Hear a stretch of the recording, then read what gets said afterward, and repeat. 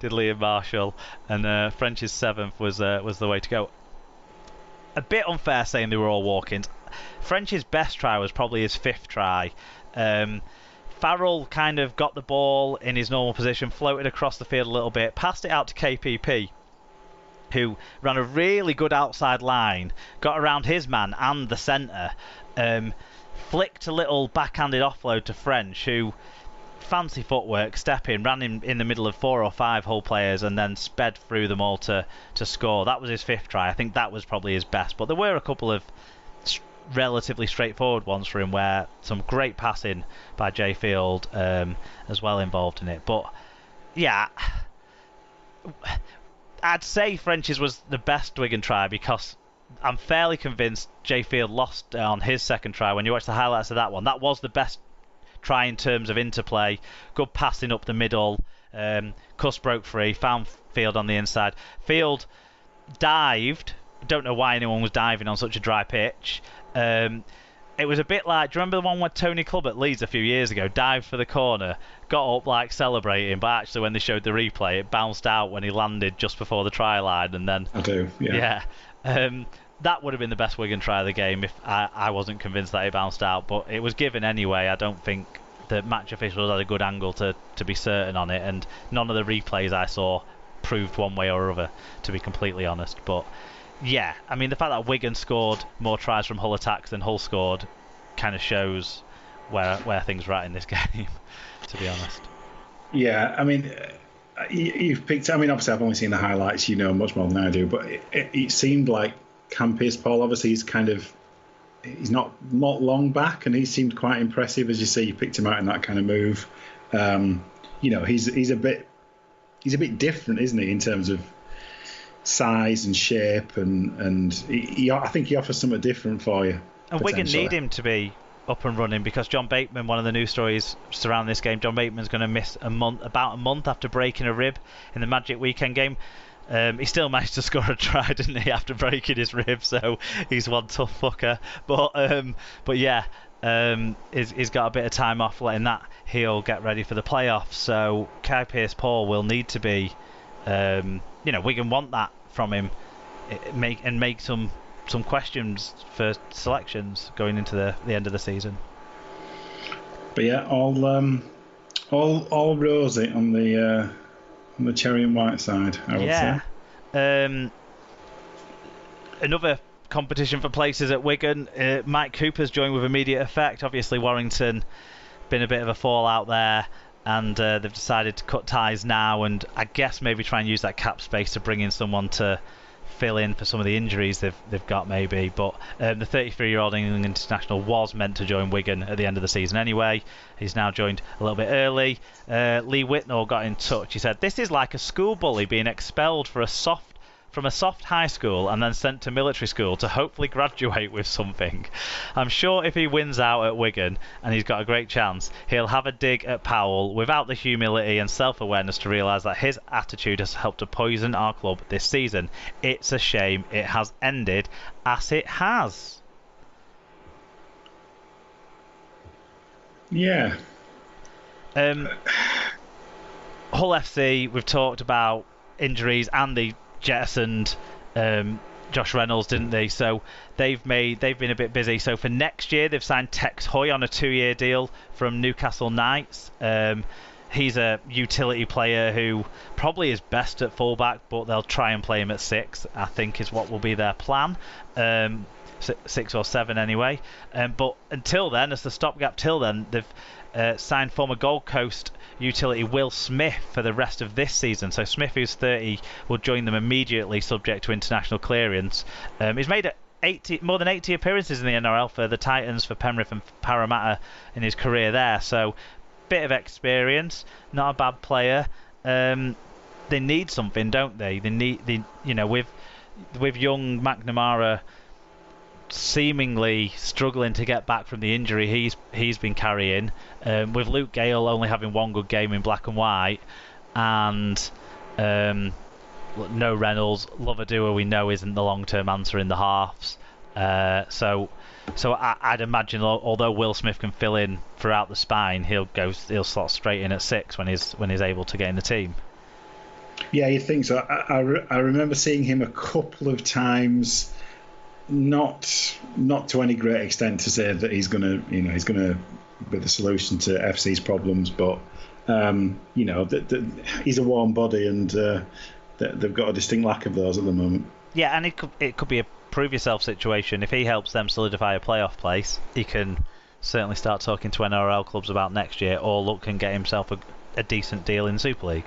Yeah, exactly. Yeah, probably works for both. Yep, on to Saturday when there was another televised game. Warrington went to Castleford. It was another game that was nil at half-time. Cass leading 23-0 in a dominant first half. Things changed a little bit, but not too much. 35-22 they won in the end. 6,279 where Liam Moore was the referee. Cass made more metres, a better average gain, and made 2 more breaks. Big stat win for them. There was errors. They made 8 fewer than Warrington did, so clunky Warrington, especially in that first half, put paid to their chances, I think. Yeah, so for winning Cass, Daryl Alforts with 2 tries, 5 tackle busts, 167 metres and 2 clean breaks. George Griffin with 148 metres, Daniel Smith 118 metres, Joe Westerman with a try assist and 102 metres. For the Wire, Ben Curry with a try and 149 metres, Joe Bullock with 14 tackle busts and 142 metres, Matty Ashton with a try and 128 metres, and George Williams with 2 try assists, 5 tackle busts and 118 metres. Yeah, George Williams still not the problem at Warrington. Can you do the first fan review? Because I've got 2 late ones to cover as well, so okay, we'll rotate them that way. So Fat by Rob says, perfect first 40 for the Nightly Tigers against a wank Wire. Eden looked half decent at standoff, and Richardson continues to improve. Now he is a decent coach. I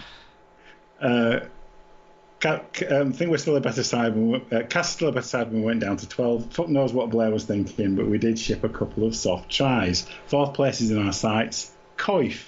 P.S. Tell David Cass had never lost to Newcastle before this year, so it's not the size of the pitch. The 10 injured players and 2 suspensions might have had an impact, though. Yeah, I think there's a lot of injuries and suspensions around Super League at the moment, not least at the team that twatted them at Magic, so, Lee Whitnell said, if Wire was a real wolf, it would have been put down by now. The players gave up in the warm-up, and after a great win at Magic, normal service has resumed. Utter shite. Bob the Viking says, great first half from Cass with great defence and some good tries. 2 quick tries from Wire before Blair gave the referee no option but to brandish the red card. Another try from Wire made twitchy bum time for the Cass faithful. Cass had just enough to hold out for the win, with a late penalty making it just out of reach for the Wire. Yeah, no debate is there over the red card. If you throw a forearm into someone's face when instead of trying to tackle them, and it's a red card. Absolutely, no doubt. Chase Blair got a grade C strikes with hand or arm, shoulder reckless. For that, 2-match penalty notice for him. He probably hasn't played enough games in the last 12 months to have a bad disciplinary record.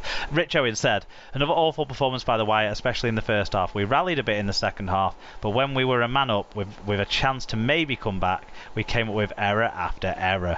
The tries we conceded were really soft. We cannot defend our line at all. And EFC78JU said, piss poor again. After a 1-game win, we decided to give the Tigers the match letting through us until we gone back up our defence line so we can pull it back with our tries. The red card was the right call, went in rough on the tackle, which was high and dangerous, but still we let them finish us off with a man down. Sky had the hashtag of push for the playoffs. I have my own version of it, which is push for survival. Fair play. Look, Cass were particularly good in the first half. Warrington were particularly shit in the first half. And there was a lot of focus on that, I think, in the coverage at the weekend. Cass were really good in the first half. Yeah, it's 6 of one, half a dozen of the other, isn't it? I think Wire's performance made Cass look a lot better, but Cass still looked good. But they definitely looked better because they were playing against a frankly abject Wire side. So but I think both of those things can be true. And yet again, Wire are just, terrible. Like the number of, I forget was it the Richardson try? The kick where from McShane. the kick through from McShane, and there's two wide players just stand there. They don't move, even though they're probably closer to the ball than Richardson is. It must be so frustrating as a Wire fan. It must be just the worst thing, because you've just got lack of effort from in certain circumstances and at certain times from some players that just seems completely inexplicable. And I mean, the passes into touch and the errors were as woeful as any defensive efforts as well. I thought it was bad all round, really, from their point of view. Slightly not helped by Riley Dean getting a concussion and having to shuffle things around, but still, it wasn't like it was any better when he was on the pitch. That's not a slag at Dean, it's a slag at how Warrington went in the opening of the game. Greg Eden started the game looking like an actual halfback, setting up 2 tries. That was remarkable. I think that pass to Alford was probably forward, but still, he looked a bit like a halfback. I want to pull out Danny Richardson a little bit, if that's okay. I mean, he had his try, he had a couple of nice touches in attack. The assist for the Evans try was nice interplay with him and McShane. Decent kicking game apart from that one he kicked out on the full. But defensively, without the ball, he impressed me as well, which is not something I ever say about Danny Richardson. But I think this is where I don't know that Radford's a better coach than Powell. I don't know, but coaching. He's a different coach. He's got different emphasis, hasn't he? Yeah, and I think it's probably a credit again to Radford to some extent on this, but I think he gave Richardson a defensive game plan, which was simply, your job is to reduce the amount of time George Williams gets on the ball. So a couple of times Williams still managed to make things happen and do some things, but for the most part, particularly in the first half, Richardson was up in his face all the time, and he didn't have to make the tackles necessarily, he just had to throw things off, and that's what he did, and he followed the game plan like spot on.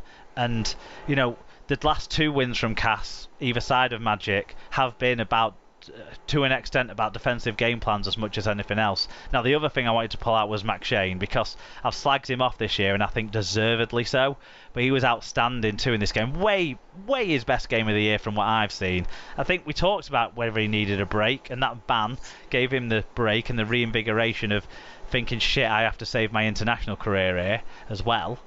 That's come from that rest and a bit of perspective, maybe. He was outstanding in this game, really good for Cass. But yeah, I mean, I don't really have anything else to say. Why was shy? Cass were plenty good enough, and disrespectful drop goals, and Yeah. We're all very happy with those kind of things. So I mean, maybe if Wire had scored first in the second half, but they let a pretty soft try in for Gary, didn't they? About 10 minutes into the second half. If they'd have scored first, but that didn't happen, and I don't think, despite a really good try, the Ashton try, finally Ben Curry turned up and actually played, and Williams was there on hand to set up Ashton. Great try that one, but way too late, way too little, and if that had come 10 minutes before, maybe, you never know, might have been different, but nah. This is why I'd be frustrated though, because they have these moments, don't they, where they show that they can flip and play, and it's just like, they've only done it for 80 minutes once this year. Yeah, and honestly, if they were consistently shite all the time, you can accept that. But this is But one game in 4, they're actually class. Yeah, it's just it's inexplicable, and obviously Powell doesn't know the answer either, which is why it keeps happening. So, and why he has to keep going over to the fans at the end of the game and have touching heart-to-hearts with them about why he's still the man that they should trust. I mean, it's almost, surely it's got to the point where it's a write-off season rather than a season to get angry about and see what happens next year before you get angry. I think I don't know. There was times last year, even though we got to the playoffs, where in the last month or so of the season I thought it's a write-off now. I think Wire fans should be feeling that about this year. I don't think they're going to go down. I don't think there's a fight for survival. Maybe I'll be proved wrong in a few weeks' time, but I think they've got enough to stay up, surely. But yeah, and everyone else.